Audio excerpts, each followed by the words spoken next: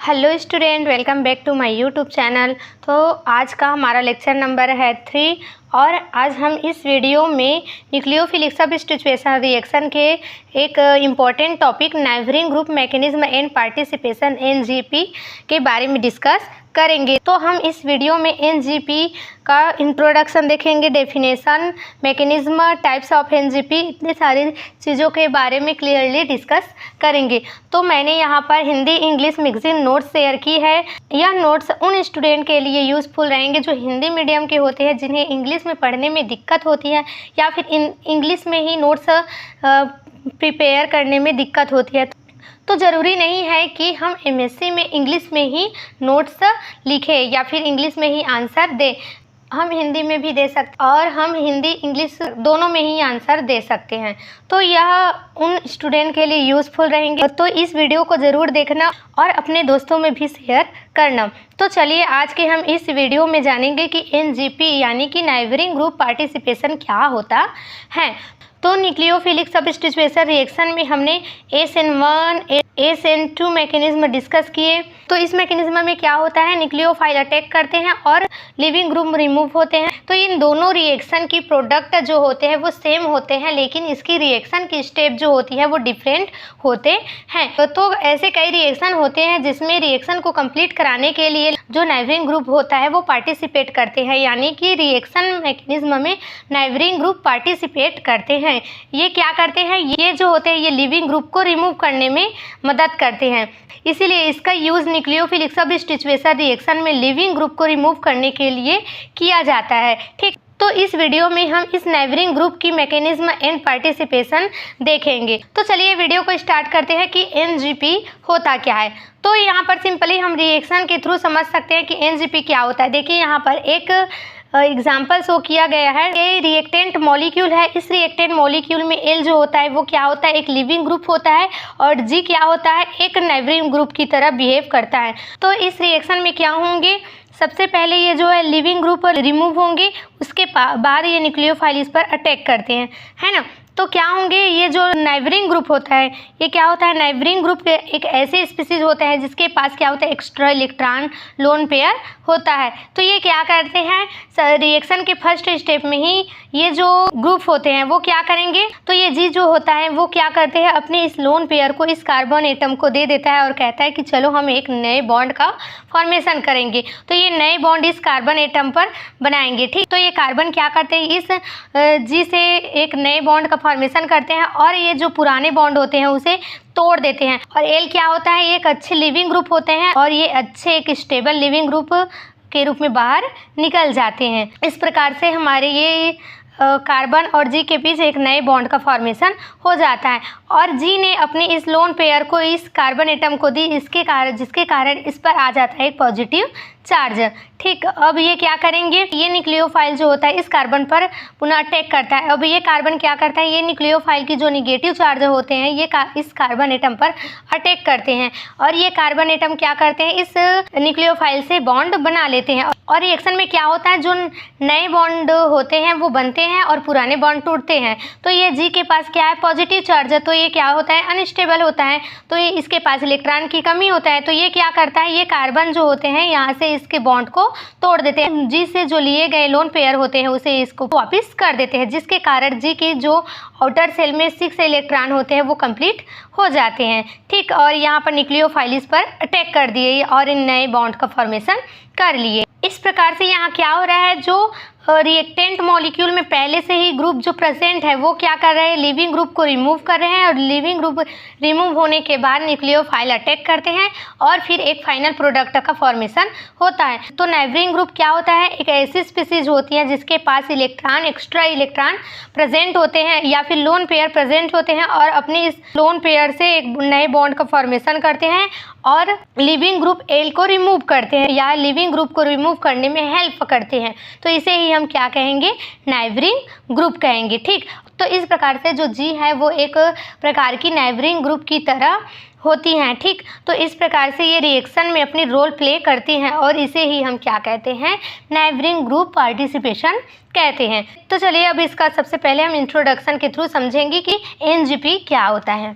तो एनजीपी को अक्सर न्यूक्लियोफिलिक सबस्टिट्यूएशन रिएक्शन में देखा जाता है। तो न्यूक्लियोफिलिक सबस्टिट्यूएशन रिएक्शन में ही एनजीपी को देखा जाता है, जिसमें एक नाइवरिंग ग्रुप का उपयोग लिविंग ग्रुप को हटाने के लिए किया जाता है ताकि इस रिएक्टिव इंटरमीडिएट बनाया जा सके जो प्रोडक्ट फॉर्मेशन की ओर ले जाता है। यानी कि हम इस नाइवरिंग ग्रुप पार्टिसिपेशन को किस में देखते हैं, न्यूक्लियोफिलिक सबस्टिट्यूएशन रिएक्शन में देखते हैं। जो नाइवरिंग ग्रुप क्या करता है, लिविंग ग्रुप को हटाने में हेल्प करता है, जिससे एक रिएक्टिव इंटरमीडिएट का फॉर्मेशन होता है। और इंटरमीडिएट यहाँ पर देखिए, जो इंटरमीडिएट जो होता है वो बहुत ही रिएक्टिव स्पीसीज होते हैं, क्योंकि देखिए रिएक्टेंट भी रिएक्टिव स्पीसीज होंगे तभी तो इसमें रिएक्शन होंगे, है ना। तो रिएक्टेंट जो है रिएक्शन करते हैं, रिएक्शन के दौरान एक इंटरमीडिएट का फॉर्मेशन होता है और इंटरमीडिएट जो होता है बहुत ही रिएक्टिव स्पीसीज होता है। उसके बाद जो फाइनल प्रोडक्ट बनता है वो फाइनल प्रोडक्ट स्टेबल होते हैं, ठीक। यानी कि ये फाइनल प्रोडक्ट बनने के बाद रिएक्शन में इन्वॉल्व नहीं होते, आगे रिएक्शन प्रोसीड नहीं होते हैं, ठीक। तो इस प्रकार से जो इंटरमीडिएट जो होता है वो रिएक्टिव स्पीसीज होता है। तो नाइवरिंग ग्रुप क्या होता है, नाइवरिंग ग्रुप एक न्यूक्लियोफिलिक सबस्टिट्यूएशन रिएक्शन में पार्टिसिपेट करते हैं और ये लिविंग ग्रुप को रिमूव करने में मदद करते हैं। उसके बाद एक रिएक्टिव इंटरमीडिएट का फॉर्मेशन करते हैं जो न्यूक्लियोफाइल के अटैक के बाद एक स्टेबल प्रोडक्ट का फॉर्मेशन करते हैं। एक एटम जिसमें इलेक्ट्रॉन की अनशेयर्ड पेयर है और जो लिविंग ग्रुप की बीटा पोजीशन पर प्रेजेंट है, एक नाइवरिंग ग्रुप के रूप में वर्क करता है। तो यहाँ पर देखिए एक रिएक्टेंट मॉलिक्यूल है, इसके ये क्या हो गए, लिविंग ग्रुप। और लिविंग ग्रुप की इस पोजीशन को हम क्या कहेंगे, अल्फा पोजीशन। इस पोजीशन को कहेंगे बीटा पोजीशन। तो नाइवरिंग ग्रुप जो होता है वो किस पोजीशन पर प्रेजेंट होते हैं, बीटा पोजीशन पर। और इसके आउटर सेल में अनशेयर्ड इलेक्ट्रॉन होते हैं, बॉन्ड में इन्वॉल्व नहीं होते हैं, उसे हम क्या कहेंगे, अनशेयर्ड इलेक्ट्रॉन। तो इस ग्रुप के पास देखिए, इसके पास आउटर सेल में कितने अनशेयर्ड इलेक्ट्रॉन है, 6 अनशेयर्ड इलेक्ट्रॉन प्रेजेंट है। तो इसे ही हम क्या कहेंगे, नाइवरिंग ग्रुप कहेंगे, ठीक। IUPAC के अकॉर्डिंग किसी एटम में इलेक्ट्रॉन के अकेले पेयर्स या ऑर्गेनिक एटम में सिग्मा बॉन्ड या पाई बॉन्ड में मौजूद इलेक्ट्रॉन के साथ रिएक्शन सेंटर के इंटरेक्शन को नाइवरिंग रिएक्शन के रूप में जाना जाता है। तो IUPAC के अकॉर्डिंग क्या होता है, देखिए यहाँ पर जो नाइवरिंग ग्रुप होते हैं उसमें क्या होते हैं, इलेक्ट्रॉन पेयर्स या अनशेयर्ड इलेक्ट्रॉन प्रेजेंट होते हैं और ये क्या करते हैं, अपने अनशेयर्ड इलेक्ट्रॉन से इस कार्बन के साथ रिएक्शन करते हैं और रिएक्शन सेंटर यानी कि जो रिएक्शन में इन्वॉल्व होते हैं, जिस सेंटर पर न्यूक्लियोफाइल अटैक करते हैं उस सेंटर को क्या कहते हैं, रिएक्शन सेंटर कहते हैं, ठीक। तो क्या करते हैं, जो नाइवरिंग ग्रुप जो होते हैं वो रिएक्शन सेंटर पर रिएक्शन करते हैं और एक नए बॉन्ड का फॉर्मेशन करते हैं और इसे ही नाइवरिंग ग्रुप इंटरेक्शन कहा जाता है। ओवरऑल रिएक्शन में सब स्टेट में इन्वॉल्वेड न्यूक्लियोफाइल एटम्स Ng की भूमिका नाइवरिंग ग्रुप इन पार्टिसिपेशन के रूप में जाना जाता है। देखिए यहाँ पर ये सब स्टेट है और ये न्यूक्लियोफाइल क्या होता है, न्यूक्लियोफाइल के पास भी एक एक्स्ट्रा इलेक्ट्रॉन प्रेजेंट होता है या निगेटिव चार्ज प्रेजेंट होता है और नाइवरिंग ग्रुप के पास भी क्या होता है, एक एक्स्ट्रा चार्ज या एक्स्ट्रा इलेक्ट्रॉन प्रेजेंट होते हैं। तो दोनों सेम हुए हैं ना। तो ये क्या करते हैं, जो सब स्टेट में ही नाइवरिंग ग्रुप जो होते हैं वो एक न्यूक्लियोफाइल की तरह बिहेव करते हैं, इसीलिए ये नए बॉन्ड का फॉर्मेशन करते हैं क्योंकि इसके पास अनशेयर्ड इलेक्ट्रॉन है ना। तो ये क्या करेंगे, न्यू बॉन्ड का फॉर्मेशन करेंगे। तो ये भी एक न्यूक्लियोफाइल की ही तरह बिहेव करते हैं, इसीलिए इसे क्या कहते हैं, नाइवरिंग ग्रुप पार्टिसिपेशन के रूप में जाना जाता है, ठीक। यानी कि जो ग्रुप न्यूक्लियोफाइल की तरह बिहेव करते हैं और रिएक्शन में पार्टिसिपेट करते हैं उसे ही हम क्या कहेंगे, नाइवरिंग ग्रुप पार्टिसिपेशन। तो इतना क्लियर हुआ कि नाइवरिंग ग्रुप होता क्या है, ठीक। तो नाइवरिंग ग्रुप क्या होता है, इसका डेफिनेशन एक बार देख लेते हैं। किसी एटम के इलेक्ट्रॉन के अकेले पेयर्स के साथ या पेरेंट मॉलिक्यूल से जुड़े सिग्मा एंड पाई बॉन्ड के इलेक्ट्रॉन के साथ रिएक्शन सेंटर की डायरेक्ट इंटरेक्शन होती है। इस टाइप की इंटरेक्शन एंड पार्टिसिपेट को नाइवरिंग ग्रुप पार्टिसिपेशन कहा जाता है। यानी कि देखिए यहाँ पर जो पेरेंट मॉलिक्यूल होता है, ये क्या है, एक पेरेंट मॉलिक्यूल होता है, उससे जुड़े सिग्मा, यहाँ पर देखिए ये सिग्मा बॉन्ड या इसके पास पाई बॉन्ड या फिर अनशेयर्ड इलेक्ट्रॉन होते हैं और ये क्या होते हैं, ये रिएक्शन सेंटर यानी कि ये कार्बन क्या होते हैं, ये कार्बन जो होते हैं वो एक रिएक्शन सेंटर की तरह होते हैं। तो ये जो ग्रुप जो होते हैं वो इस रिएक्शन सेंटर पर इंटरेक्शन करते हैं। तो इस प्रकार के जो रिएक्शन में पार्टिसिपेट करते हैं उसे ही हम क्या कहेंगे, नाइवरिंग ग्रुप पार्टिसिपेशन कहेंगे, ठीक। तो इतना क्लियर हुआ। जनरली न्यूक्लियोफिलिक सबस्टिट्यूएशन रिएक्शन इंट्रामोलिकुलरली प्रोसीड के साथ आगे बढ़ती हैं, बट एनजीपी में रिएक्शन इंट्रामोलिकुलर सबस्टिट्यूएशन के साथ शुरू होती हैं उसके बाद इंटरमोलिकुलर सबस्टिट्यूएशन होती हैं। तो सबसे पहले हम यहाँ पर यह जान लेते हैं कि इंटरमोलिकुलर रिएक्शन और इंट्रामोलिकुलर रिएक्शन क्या होता है। तो इंटरमोलिकुलर रिएक्शन क्या होता है, अगर रिएक्शन जो होती है दो अलग अलग मॉलिक्यूल के बीच हो तो उसे हम क्या कहेंगे, इंटरमोलिकुलर रिएक्शन। और अगर एक ही एटम या मॉलिक्यूल में रिएक्शन होती है तो उसे हम क्या कहेंगे, इंट्रामोलिकुलर रिएक्शन। तो न्यूक्लियोफिलिक सबस्टिट्यूएशन रिएक्शन में क्या होता है, RH, ठीक।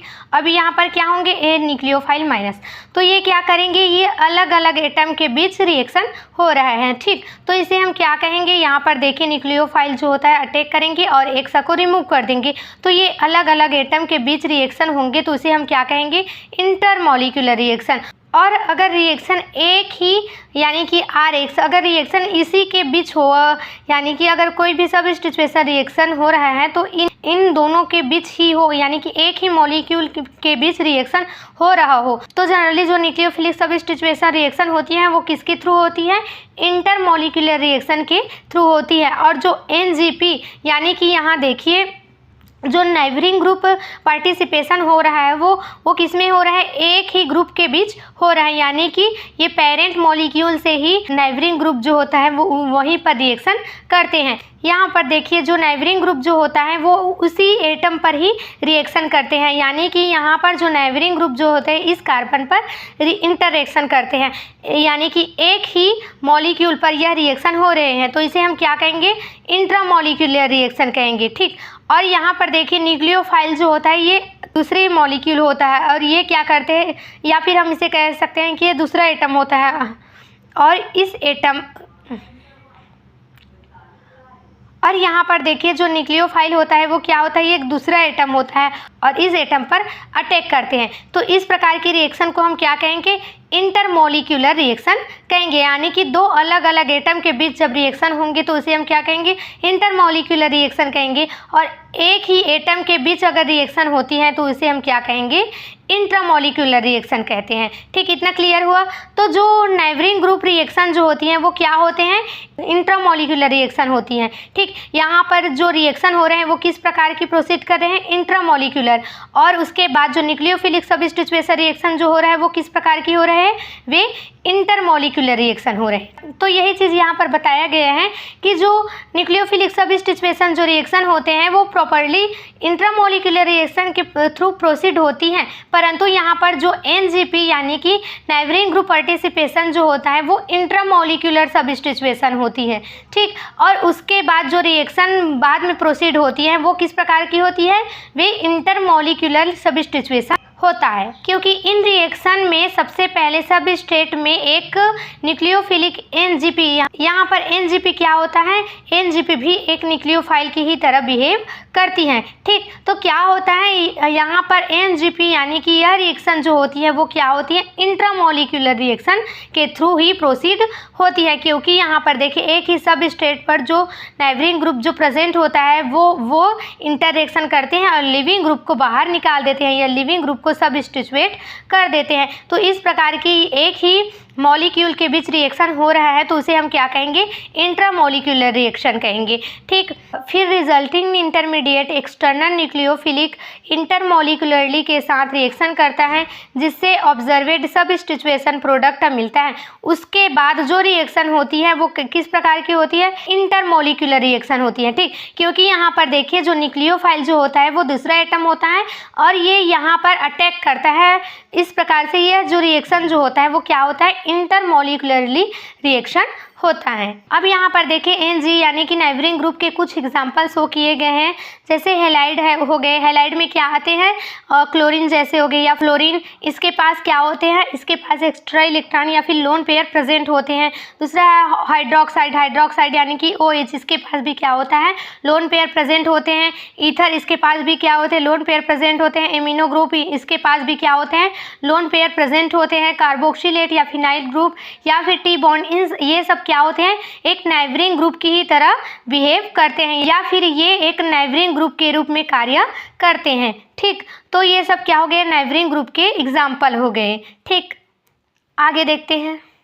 अब देखिए इसका एक एग्जाम्पल के थ्रू हम इसे समझते हैं। ठीक, यहाँ पर एक रिएक्टेंट मॉलिक्यूल लिए गए हैं। ये है क्या, रिएक्टेंट मॉलिक्यूल, और इसकी रिएक्शन OH है। यहाँ पर OH क्या है, एक न्यूक्लियोफाइल है, यानी कि जो लोन पेयर जो होता है वो एज इट इज कभी भी बॉन्ड में कन्वर्ट हो जाते हैं। ये क्या होता है, न्यूक्लियोफाइल होता है, और न्यूक्लियोफाइल क्या करते हैं, अटैक करते हैं। ठीक, तो यहाँ पर देखिए सबसे पहले क्या होंगे, नाइबरिंग ग्रुप। यहाँ पर देखिए ये क्या हो गए, अल्फा पोजिशन, और ये क्या हो गए, बीटा पोजिशन। बीटा पोजिशन पर क्या है, ग्रुप है OH। अब इसके पास लोन पेयर भी प्रेजेंट है, तो ये क्या हो गए, ये जो होता है वो NGP की तरह बिहेव करते हैं। ठीक, अब देखिए यहाँ पर ऑक्सीजन जो है डायरेक्टली इससे तो बॉन्ड नहीं बना सकते, क्योंकि इसकी यहाँ पर जो कोवेलेंसी है वो कंप्लीटेड है, तो यहाँ पर ये न्यू बॉन्ड का फॉर्मेशन नहीं कर सकते। उसके लिए सबसे पहले ये क्या करता है, ये हाइड्रोजन को रिमूव करते हैं। हाइड्रोजन क्या होते हैं, एसिडिक नेचर के होते हैं, तो इजिली ये रिमूव हो जाते हैं। ठीक, तो यहाँ पर क्या होंगे, बॉन्ड टूटेंगे। बॉन्ड टूटेंगे तो हाइड्रोजन पर आ जाएंगे पॉजिटिव चार्ज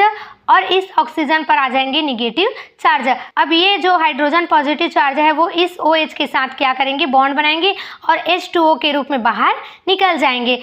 अब इस ऑक्सीजन पर क्या आ गए, निगेटिव चार्ज। ठीक, अब ये निगेटिव चार्ज क्या करेंगे, अब कहेंगे कार्बन से कि चलो अब मेरे पास निगेटिव चार्ज आ गए, एक्स्ट्रा इलेक्ट्रॉन आ गए। अब क्या करते हैं, इस एक्स्ट्रा इलेक्ट्रॉन के साथ इस कार्बन के साथ नए बॉन्ड बना लेते हैं। तो ये क्या करते हैं, ऑक्सीजन जो होते हैं अपने निगेटिव चार्ज को इस कार्बन एटम को दे देते हैं और नए बॉन्ड का फॉर्मेशन करते हैं। अब ये कार्बन क्या होते हैं, इसके अब देखिए कार्बन, यहाँ पर तो कार्बन की कोवेलेंसी कितनी हो गई, 5 हो गई, लेकिन कार्बन की कोवेलेंसी कितनी होती है, 4 होती है, तो ये तो मुमकिन ही नहीं है ना। तो ये क्या करेंगे, अपने पुराने बॉन्ड को तोड़ेंगे। ठीक, और यहाँ पर एक नए बॉन्ड का फॉर्मेशन करेंगे और अपने पुराने बॉन्ड को तोड़ेंगे। अब पुराने बॉन्ड को तोड़ने के लिए क्या करेंगे, जो अच्छे लिविंग ग्रुप होते हैं उसे बाहर निकालेंगे। तो यहाँ पर देखिए हाइड्रोजन तो यहाँ पर बाहर नहीं निकल सकते, क्योंकि ये बाहर निकलेंगे तो किसके रूप में बाहर निकलेंगे, पॉजिटिव आयन के रूप में बाहर निकलेंगे। यहाँ पर CH3 भी एक अच्छे स्टेबल निगेटिव चार्ज के रूप में बाहर नहीं निकल सकते, है ना। तो क्या करेंगे, ये ब्रोमीन जो होते हैं वे निगेटिव चार्ज के रूप में बाहर निकल जाते हैं, और ये एक अच्छे, और ये Br जो होते हैं वो क्या होते हैं, एक अच्छे लिविंग ग्रुप होते हैं और स्टेबल लिविंग ग्रुप के रूप में ये बाहर निकल जाते हैं और इस कार्बन से इस बॉन्ड तोड़ लेते हैं। तो देखिए यहाँ पर ऑक्सीजन और कार्बन के बीच नए बॉन्ड बने और ये जो ब्रोमीन जो होता है वो बाहर निकल जाते हैं। और यह रिएक्शन किस प्रकार से होते हैं, यह रिएक्शन देखिए एक ही मॉलिक्यूल के बीच यह रिएक्शन हो रहा है, तो इस प्रकार की रिएक्शन को हम क्या कहेंगे, इंट्रामॉलिक्यूलर रिएक्शन कहेंगे। अब क्या होंगे, अब यहाँ पर कौन से रिएक्शन होंगे, इंटरमॉलिक्यूलर रिएक्शन, यानी कि जो न्यूक्लियोफाइल अटैक करता है वो दूसरे एटम होता है, तो अब दूसरे एटम के बीच रिएक्शन होंगे तो उसे हम क्या कहेंगे, इंटरमॉलिक्यूलर रिएक्शन। ठीक, अब ये न्यूक्लियोफाइल कहाँ पर अटैक करेंगे, उसी जगह पर करते हैं जहाँ पर जो लिविंग ग्रुप होते हैं बाहर निकले होते हैं, उसी पोजीशन पर ये न्यूक्लियोफाइल अटैक करते हैं। ठीक, तो इस प्रकार से यहाँ पर ये न्यूक्लियोफाइल अटैक किए और नए बॉन्ड का फॉर्मेशन किए। लेकिन अभी ये जो मॉलिक्यूल है वो अभी भी स्टेबल नहीं है। क्यों स्टेबल नहीं है, क्योंकि इस ऑक्सीजन के पास क्या है, निगेटिव चार्ज है। ठीक, तो अब क्या करेंगे, जो फर्स्ट स्टेप में जो हाइड्रोजन प्लस आयन के रूप में बाहर निकले थे वो क्या करेंगे, अब पुनः इस ऑक्सीजन पर रिएक्शन करेंगे और इस ऑक्सीजन पर एक नए बॉन्ड का फॉर्मेशन कर लेंगे। ठीक, इस प्रकार से हमारा जो फाइनल प्रोडक्ट होता है प्राप्त होता है। ठीक, चलिए अब इसका मैकेनिज्म देखते हैं। अब मैकेनिज्म में क्या होता है, तो फर्स्ट स्टेप में क्या होता है, जो नाइबरिंग ग्रुप पार्टिसिपेशन के दौरान neighbouring group Ng leaving group को रिमूव करने के लिए इलेक्ट्रोफिलिक सेंटर पर अटैक करता है। तो रिएक्शन की फर्स्ट स्टेप में क्या होता है, जो यहाँ पर देखिए रिएक्शन के थ्रू समझते हैं। ठीक, जो नाइबरिंग ग्रुप होता है वो क्या करता है, लिविंग ग्रुप को रिमूव करने के लिए रिएक्शन सेंटर, यहाँ पर जो रिएक्शन करते हैं उस सेंटर को क्या कहते हैं, रिएक्शन सेंटर। ठीक, तो यहाँ पर क्या करेंगे, जो नाइबरिंग ग्रुप जो होते हैं वे इस कार्बन एटम पर यानी कि रिएक्शन सेंटर पर अटैक करते हैं। किस लिए अटैक करते हैं, ताकि ये जो लिविंग ग्रुप है वो इजिली निकल सके। फर्स्ट स्टेप में क्या होंगे, नाइबरिंग ग्रुप जो होते हैं रिएक्शन सेंटर पर अटैक करते हैं और जो लिविंग ग्रुप होते हैं वो बाहर निकल जाते हैं। ठीक, इस टाइप एक इंटरमीडिएट बनता है जो बहुत रिएक्टिव होता है और इस प्रकार से जो इंटरमीडिएट बनता है। यहाँ पर देखिए जो इंटरमीडिएट होता है वो क्या होता है, बहुत ही रिएक्टिव स्पीसीज होता है। ठीक, इस प्रकार से रिएक्टिव इंटरमीडिएट का फॉर्मेशन होता है। अब थर्ड स्टेप क्या होता है, थर्ड स्टेप में न्यूक्लियोफाइल फिर प्रोडक्ट के लिए इस इंटरमीडिएट पर अटैक करते हैं। अब अगले स्टेप में क्या होंगे, जो इस इंटरमीडिएट बने हैं इस पर क्या करेंगे, न्यूक्लियोफाइल अटैक करेंगे। ठीक, और प्रोडक्ट का फॉर्मेशन करेंगे। यहाँ पर देखिए अब सेकेंड स्टेप में क्या होंगे, देखिए सेकेंड स्टेप में क्या होता है, न्यूक्लियोफाइल अटैक करते हैं। ये वाई क्या है, इसके पास लोन पेयर है, यानी कि ये न्यूक्लियोफाइल की तरह बिहेव करते हैं। ठीक, तो ये क्या करेंगे, इस कार्बन एटम पर अटैक करेंगे और ये कार्बन एटम जो होते हैं वे जो जेड ग्रुप से बॉन्ड बनाए थे वो क्या करेंगे, रिमूव करेंगे और इसके जो लोन पेयर थे उस लोन पेयर को वापिस दे देंगे, जिसके कारण इस पर आ जाएंगे निगेटिव चार्ज। ठीक, न्यूक्लियोफाइल इस पर अटैक कर लेंगे। इस प्रकार से इसकी जो कोवेलेंसी है होती है वो कंप्लीट हो जाती है और हमारी फाइनल प्रोडक्ट का फॉर्मेशन भी हो जाता है। ठीक, जहाँ पर ये देखिए यहाँ पर जेड क्या है, एक नाइबरिंग ग्रुप है, एक्स क्या है, लिविंग ग्रुप है और वाई क्या है, न्यूक्लियोफाइल होता है। ठीक, चलिए अब देखते हैं types of NGP, neighbouring group participation की टाइप्स देखते हैं। तो फर्स्ट टाइप क्या है, फर्स्ट टाइप है इसका NGP by hetero atom lone pairs, यानी कि नाइबरिंग ग्रुप पार्टिसिपेशन होता है वो किसके थ्रू होता है, hetero atom lone pairs. Hetero atom कौन कौन से होते हैं, सल्फर हो गए, ऑक्सीजन हो गए या नाइट्रोजन हो गए, ये क्या होते हैं, ये एक हेटेरो एटम होते हैं, यानी कि इसके पास लोन पेयर प्रेजेंट होते हैं। इस एटम के थ्रू लिविंग ग्रुप का रिमूव होता है। इस केसेस में रिएक्शन की rate sulphur mustard and nucleophile के लिए प्राथमिक एल्काइल क्लोराइड की कंपेयर में बहुत अधिक होती है, जिसमें हेटेरो एटम नहीं होता है।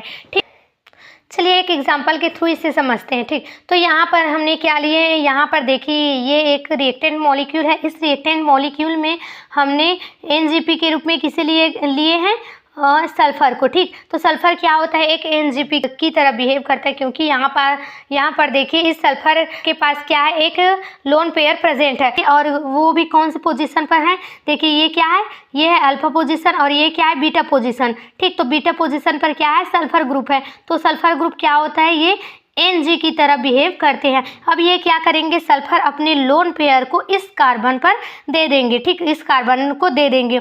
इस कार्बन को जैसे ही अपने लोन पेयर देंगे, यहाँ पर क्या होंगे, यहाँ पर एक नए बॉन्ड का फॉर्मेशन हो जाएंगे। अब जैसे ही नए बॉन्ड का फॉर्मेशन होंगे, ये कार्बन क्या करेंगे, अपने इस जो लिविंग ग्रुप है उस वहाँ से ये बॉन्ड तोड़ देंगे। ठीक, और लिविंग ग्रुप जो होते हैं वो बाहर रिमूव हो जाते हैं। अब सल्फर ने क्या किया, अपने लोन पेयर तो इस कार्बन एटम को दे दिए, जिसके कारण इस सल्फर पर क्या आ गए, पॉजिटिव चार्ज आ गए और एक इंटरमीडिएट का फॉर्मेशन करते हैं। ये इंटरमीडिएट क्या होते हैं, बहुत ही रिएक्टिव होते हैं।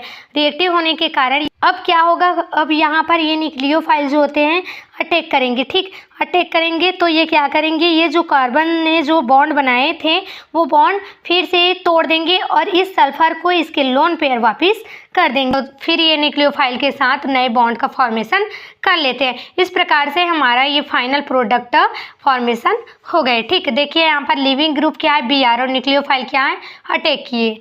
ठीक, तो इस प्रकार से हमारा जो फाइनल प्रोडक्ट है वो प्राप्त हो गए। दूसरा हमारा क्या है, एनजीपी बाय एल्किन्स, एल्किन्स के द्वारा लिविंग ग्रुप का रिमूव होना। ठीक, तो क्या होंगे, एल्किन्स के इन ऑर्बिटल कार्ब एनायन के पॉजिटिव चार्ज को डिलोकेलाइजेशन करने में मदद करके एक ट्रांजिशन स्टेट को स्टेबल करने में सक्षम है। इसे एक एग्जांपल के थ्रू इसे एक्सप्लेन किया जा सकता है। तो चलिए इसका एग्जांपल देखते हैं।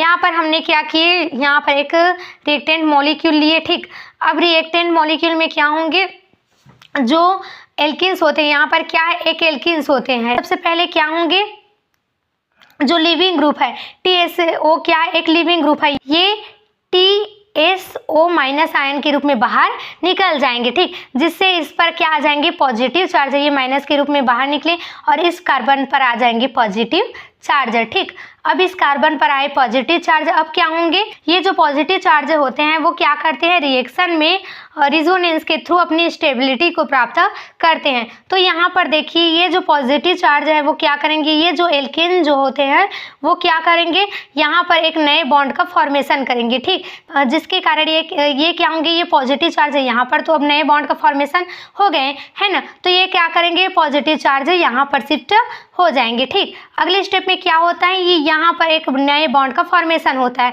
और ये जो पॉजिटिव चार्ज जो होते हैं वो यहाँ पर चले जाते हैं। ठीक, और यहाँ पर क्या आ जाते हैं, यहाँ की जो बॉन्ड होते हैं वो टूट जाते हैं और यहाँ पर आ जाते हैं पॉजिटिव चार्ज। तो इस प्रकार से जो इंटरमीडिएट जो होता है वो एल्किन के थ्रू जो पॉजिटिव चार्ज जो होते हैं स्टेबिलिटी को प्राप्त करते हैं। यहाँ तक कि यदि एल्किन रिएक्शन सेंटर से बहुत दूर है तब भी एल्किन इस तरीके से कार्य कर सकते हैं। ठीक, यानी कि एल्किन को देखिए यहाँ पर बहुत दूर पर है, फिर भी ये क्या करते हैं, रेजोनेंस के थ्रू स्टेबिलिटी को प्राप्त कर सकते हैं। थर्ड है हमारा एनजीपी बाई साइक्लोप्रोपेन, साइक्लोब्यूटेन या और होमोएलिल। ठीक, इफ यदि साइक्लोप्रोपिल मेथिल क्लोराइड को एथेनॉल और वाटर के साथ रिएक्शन करने के लिए बनाया जाता है तो इसमें 48% cyclopropyl methyl alcohol, 47% cyclobutanol and 5% homoallyl alcohol but 3 enol का मिक्सर बनता है। इस तथ्य के कारण है कि कार्बोकेटायन इंटरमीडिएट को एक साथ रिवर्सिबल रिंग ओपनिंग के थ्रू कई अलग अलग कार्बन पर ट्रांसफर किया जाता है। यहाँ पर एक एग्जांपल के थ्रू इसे समझते हैं। इस रिएक्शन में यहाँ पर क्या होंगे, ये जो लिविंग ग्रुप होता है वो रिमूव होते हैं जिससे इस कार्बन एटम पर आ जाते हैं पॉजिटिव चार्ज। ये पॉजिटिव चार्ज जो होते हैं वो यहाँ पर भी शिफ्ट हो सकते हैं, यहाँ पर भी शिफ्ट हो सकते हैं और यहाँ पर भी शिफ्ट हो सकते हैं। यहाँ पर कार्बोकेटायन की रेजोनेंस स्ट्रक्चर शो किया गया है, आप देख सकते हैं। ठीक, यहाँ पर देखिए पॉजिटिव चार्ज है, यहाँ पर आए, उसके बाद क्या करेंगे, ये जो पॉजिटिव चार्ज है वो इस कार्बन एटम पर चले जाएंगे। ठीक, तो क्या होंगे, यहाँ के जो बॉन्ड टूटेंगे और ये जो बॉन्ड बनेंगे ये यहाँ पर इस प्रकार से बॉन्ड बनेंगे। अब ये क्या करेंगे, ये पॉजिटिव चार्ज जो होते हैं वो यहाँ पर शिफ्ट हो जाएंगे। यहाँ पर शिफ्ट होंगे तो फिर क्या होंगे, यहाँ के जो बॉन्ड टूटेंगे और ये बॉन्ड टूटने के बाद ये क्या हो जाएंगे, यहाँ पर एक डबल बॉन्ड का फॉर्मेशन हो जाएंगे। ठीक, तो इस प्रकार से कार्बोकेटायन जो होते हैं वो रेजोनेंस के थ्रू अपनी स्टेबिलिटी को प्राप्त करते हैं। ठीक, इतना चीज़ क्लियर हुआ। तो स्टूडेंट, इस प्रकार से हमारे जो नेबरिंग ग्रुप पार्टिसिपेशन जो टॉपिक है वो कंप्लीट हुआ। अगर वीडियो अच्छी लगी हो तो लाइक ज़रूर करना और अपने दोस्तों में शेयर करना और कमेंट में बताना कि यह लेक्चर कैसी रही। मिलते हैं नेक्स्ट वीडियो में जहां पर हम न्यूक्लियोफिलिक सब्स्टिट्यूशन रिएक्शन के अगले टॉपिक के बारे में डिस्कस करेंगे। तब तक के लिए बाय बाय।